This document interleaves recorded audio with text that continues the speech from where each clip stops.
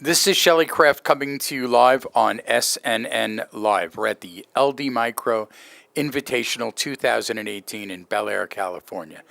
I have with us today Dr. Pamela Marrone from Marrone Bio Innovations. It's a publicly traded company on NASDAQ, and the symbol is MBII. Pam, welcome back to SNNLive. Thank you. Glad to be here. It's good to have you. Now let's get started with a brief overview of the company, and we'll go from there. We develop natural products or biologicals for controlling pests and increasing crop yields. Now, let's get a brief history of the company and, bring us up to date also. Okay, so I started the company in 2006, and this is not my first go-around. I'm a serial entrepreneur. This is the third company I've started after starting my career way back when with Monsanto Company. And so what we've done really well in the time I've been up and running since 2006 is developed a full line, 7 products, 6 for agriculture and 1 for water that meets the full range of customer needs. Any new information, any news come out of the company lately? Today, we announced the launch of our CG brand, which is Regalia CG, Grandevo CG, and Venerate CG. And CG, some people say, does it stand for clean green? I say yes, but it also stands for cannabis and garden.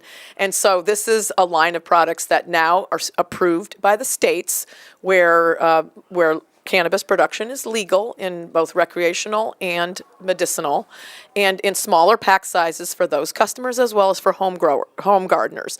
And we've been getting a lot of requests for this package sizes and these labels, so we're happy to have launched that.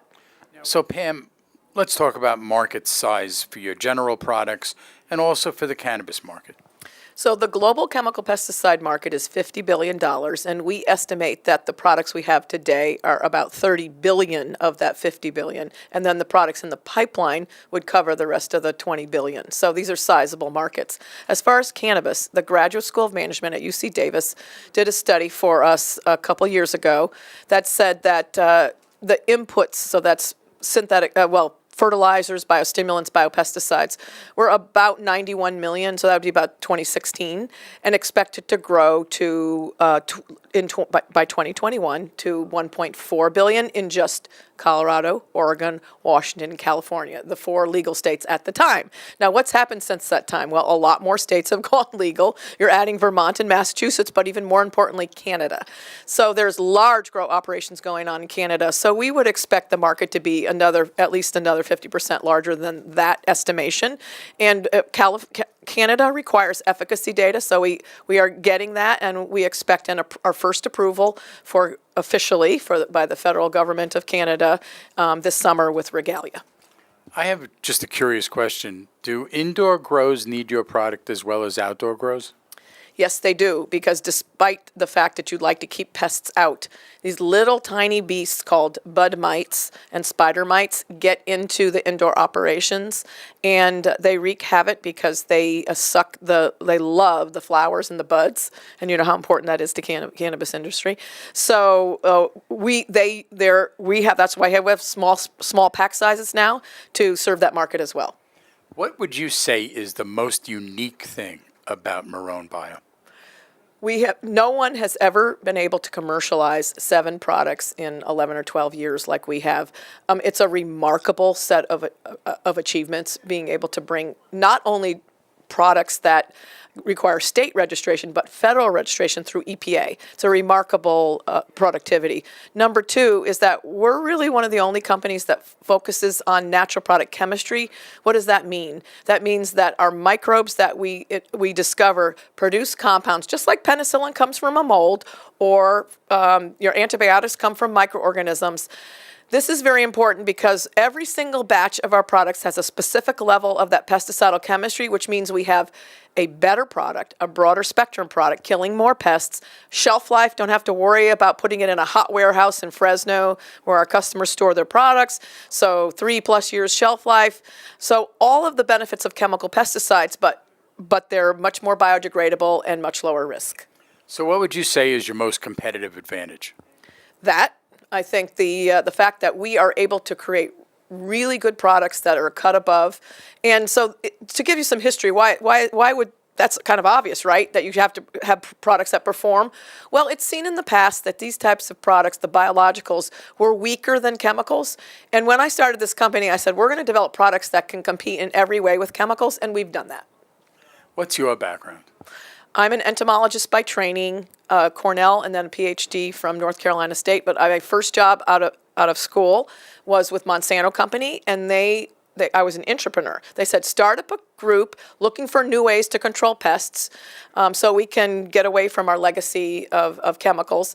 And I did that. So we started screening or discovering microbes, and I actually tested over 150,000 microbes with my group. So that's what I fell in love with this bio thing. But Monsanto was more interested in genetically engineering crops, so my group was switched into looking for things that can be engineered into crops. And today, Monsanto's corn and cotton today are some proteins that kill insects that were discovered and in part by my group in the past. With what you can tell me, being that you're a public company, what are some growth drivers?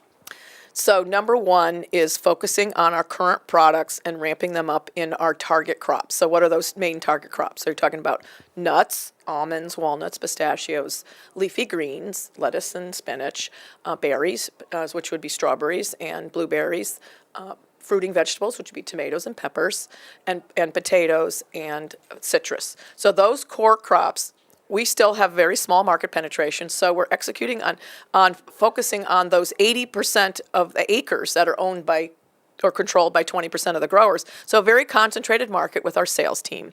So number one, grow in our existing crops. Number two, grow internationally. So there's some very intense pesticide markets outside the United States. Let's use Philippines as an example. They spray 65 times in 1 year on bananas. So, that's more than once a week.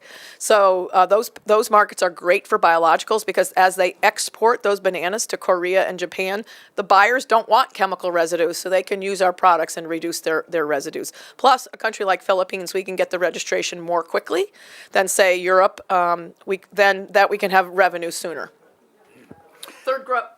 The third area of growth is, of course, would be new products, and we have a new weed killer that we're hoping to submit to EPA soon, and one more product near term that's a biofumigant. So, Pam, let's get your website out there for more information for our investor audience, if you would. Yeah, this is www.marronebio.com or MARRONEBIO.com. Ladies and gentlemen, Dr. Pamela Marrone. Marrone Bio Innovations. It's a publicly traded company on NASDAQ, and the symbol is MBII. I'm Shelley Kraft. This is SNNLive, and we're coming to you live from the LD Micro Invitational 2018 here in Bel Air. Pam, thank you so much. Thank you, Shelley. My Glad pleasure. to be here.